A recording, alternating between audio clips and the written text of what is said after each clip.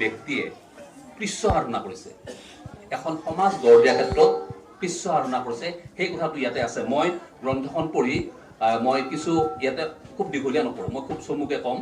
কিছু বস্তু মই কালি ৰাতি মই চাইছোঁ, দেখিছোঁ যে এই যে ঠাইবিলাক, আমাৰ ঠাইবিলাক উন্নত হৈ আছে, লাহে লাহে উন্নতিৰ শিখৰত আগবাঢ়ি গৈ আছে, তাৰ এইবিলাক হৈছে উদাহৰণ, এইবিলাক হৈছে ফল। মানুহটোৱে কৈ গৈছে নহয় যে অধমে কেৱল দোষ বিচাৰোঁ, মধ্যমে গুণ দোষ লৈ কৰি বিচাৰ, উত্তমে কেৱল গুণ লৈ, অতি উত্তমে অল্প গুণক পৰ বিস্তৰ।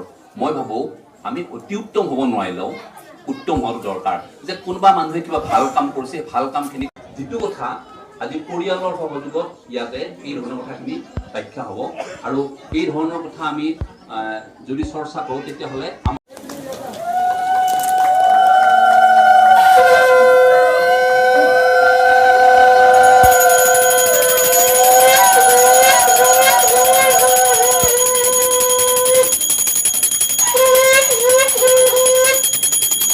হৰিচন্দ্ৰ হাজৰিকা স্মাৰক গ্ৰন্থ হৰিধ্বনি।